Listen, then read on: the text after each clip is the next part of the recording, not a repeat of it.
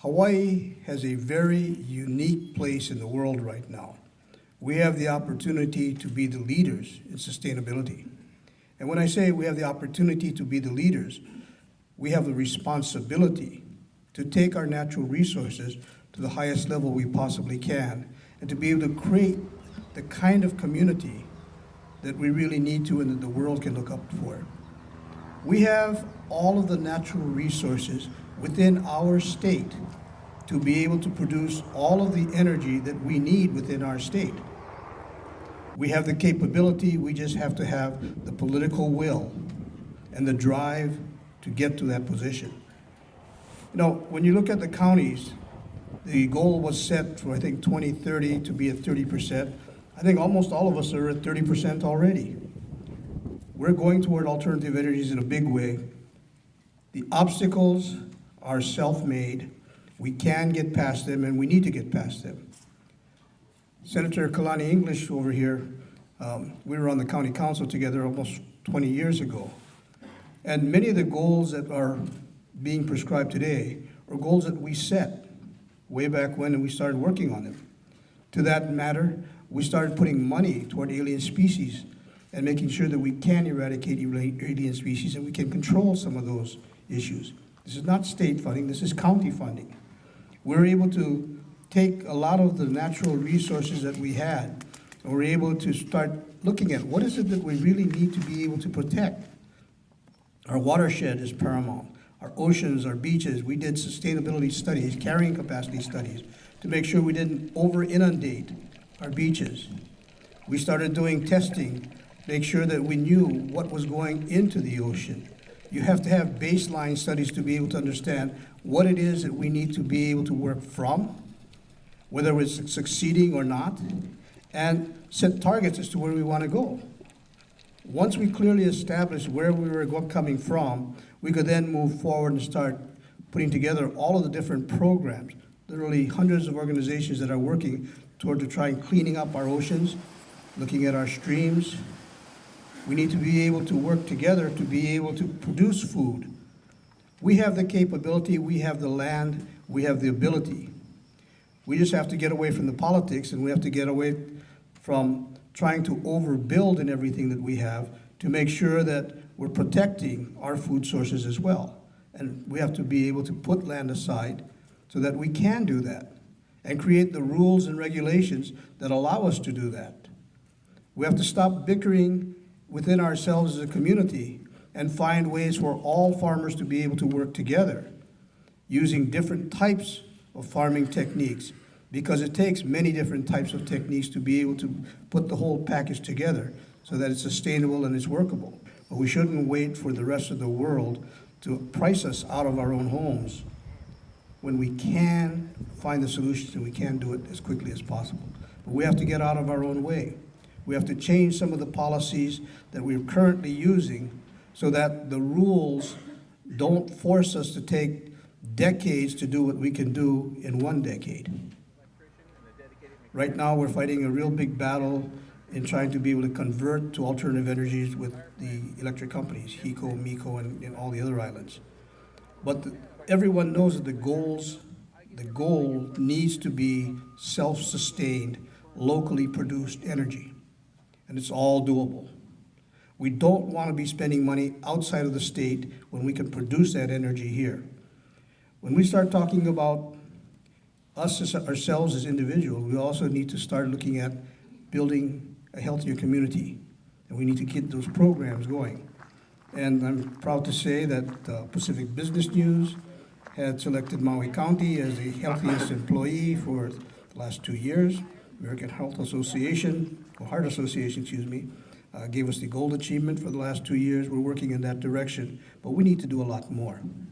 As our medical community is feeling the pressures of what's happening at the national level, and we're losing our physicians, we're losing a lot of our ability to cope with the new illnesses that are coming. And we need to be able to build that technology. We're all going to have to work together to be able to put those packages together again so that this community is taken care of. All the goals that are here, all the goals that we're signing on to today are achievable. And they're achievable within the next decade if we decide that that is the direction we need to go and if we work together. So I ask all of you, join us, make this something that we do not talk about, but actuate now. Thank you.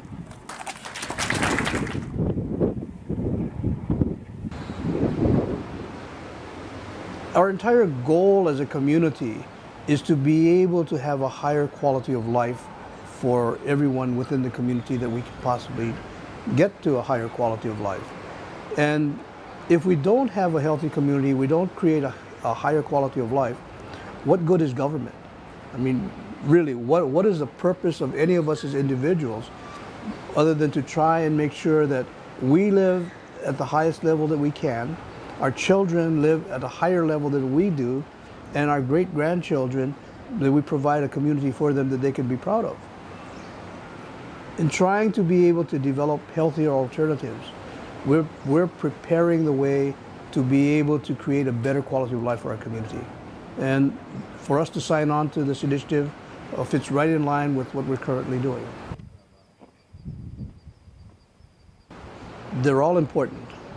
We've been concentrating quite a bit on alternative energies. You know, just for county government, I have over 40 facilities currently that have photovoltaic systems tied into it to be able to stabilize and cut our electrical costs. We're planning to do another 18, I believe, this year. So we'll be up to almost 60 by the end of the year. In order for us to be able to create alternative energy, that also helps us with our economics. You know, if people can spend less on electricity, have a more stable system, and we can cut our costs, it'll be the best of all worlds. Now, can you imagine if every member of our community could save $500 or $600 a month, what that would do to the economy of our communities?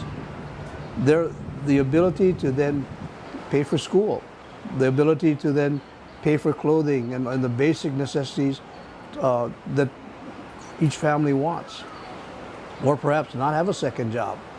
You know, those kind of things all could be realized if we just change to alternative energies and be able to economize on our costs. When you look at the sustainability of the community, we really have to look at what do we really want to protect long term.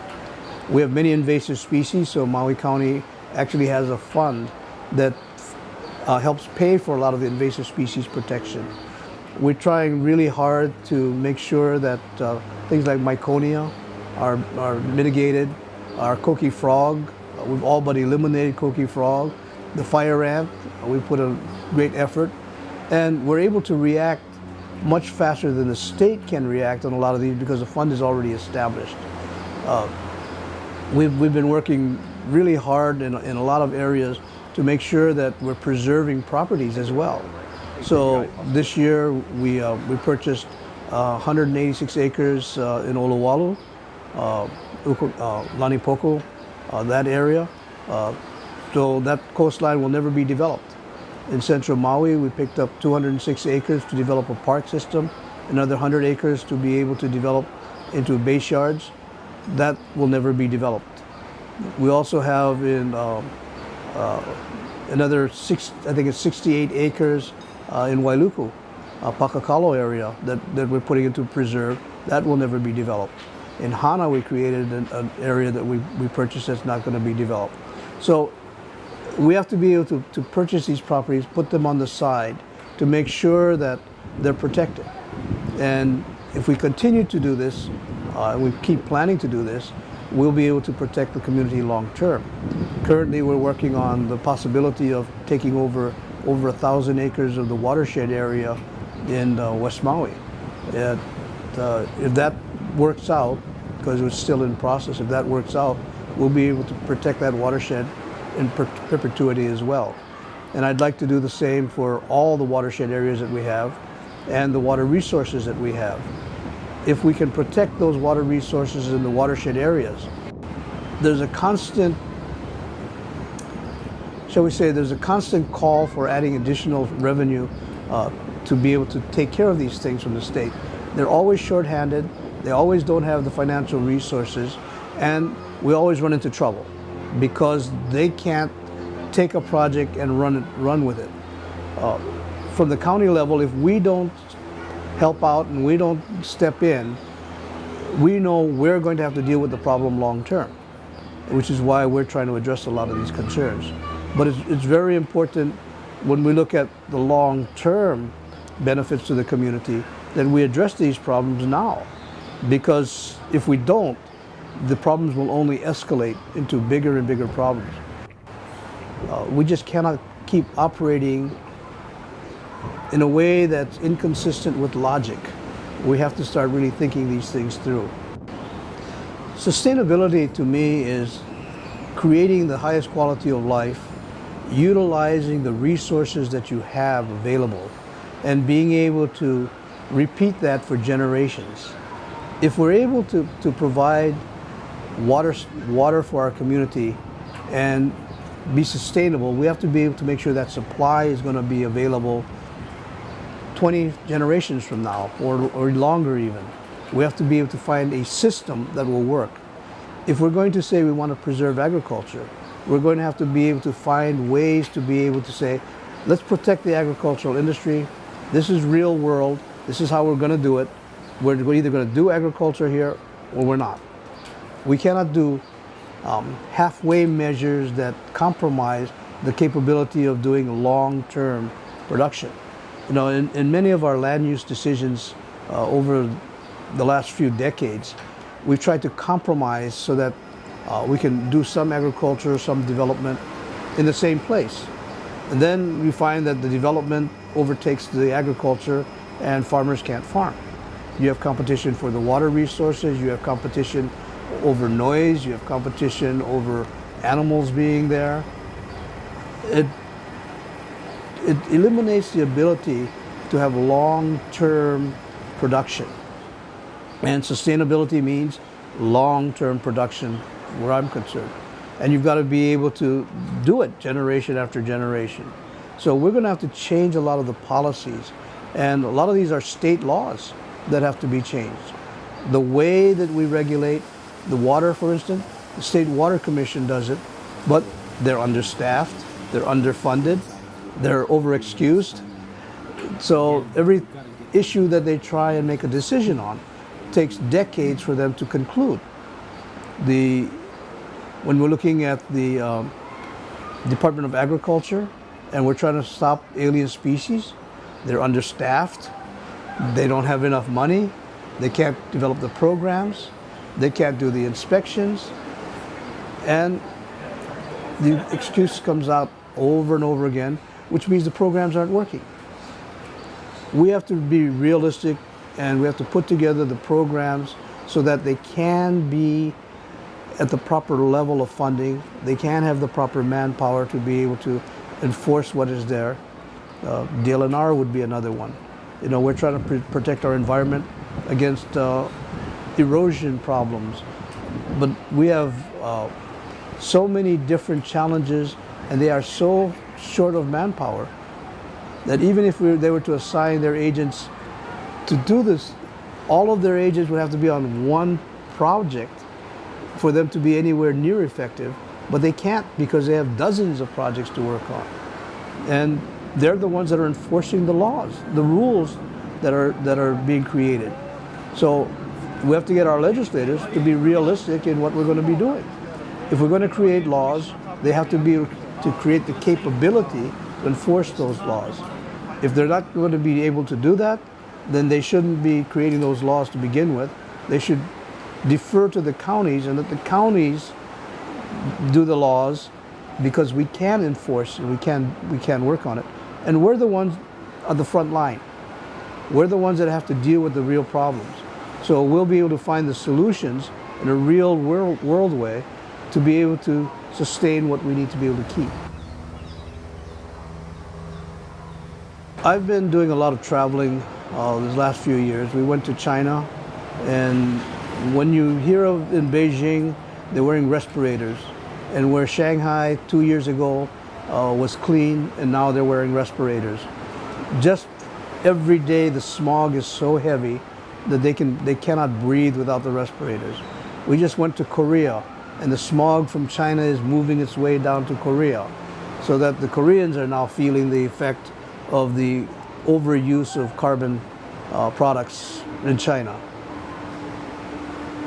All of those kinds of issues we can relate to at home. If we don't deal with those issues, we don't change from a carbon-based product for producing energy, we're going to get stuck with those same kind of situations as our community grow, which is why we need to go to alternative energies. We don't need to go to natural gas. We don't need to go to coal. We don't need to go to anything that we have to import. When we have sufficient quantities of natural products here, we have sun, we've got wind, we've got geothermal, we've got ocean thermal. We have all the capabilities of producing all the energy we need locally. We currently pay $6 to $8 billion a year just for petroleum byproducts to be able to run our power plants.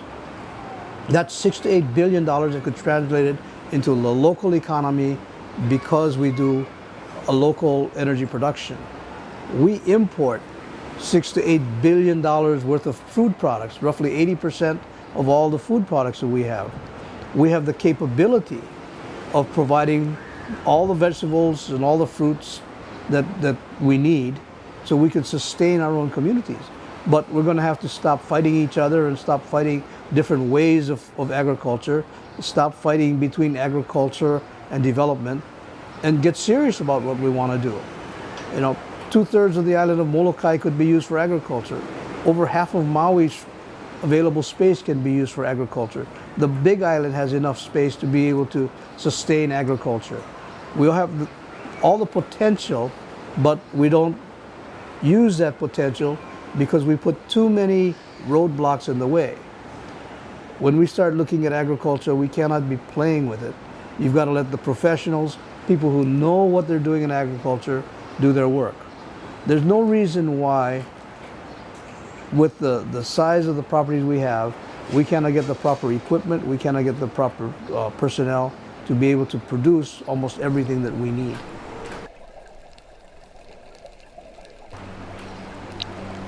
If we can meet the challenges that are put in the Aloha Plus program, the quality of life for most individuals will have increased tremendously. The ability to have a longer life, for one, will have been established. And the health of the community, people being a lot less overweight, being a lot less ill, a lot of those kinds of challenges will have been improved on tremendously. If we can create the sustainability and stability of our water systems, of our agricultural systems, we'll be in a lot better shape. Can we do it by 2030? We most certainly can. Will we do it by 2030 is the big question. Is there the political will to be able to eliminate many of the unnecessary costs that we have in our community? I don't believe that's going to happen. I think the political will by the politicians to control is too strong. They won't give up what they consider territory to be able to do what is good for the general public. And that's the biggest challenge I think the public has, is to be able to get legislative body that will really work for the community rather than do lip service. I think the public wants to reach the goals. The public would be able to reach the goals if left alone, but I think the impediments won't be reached because of legislative rules.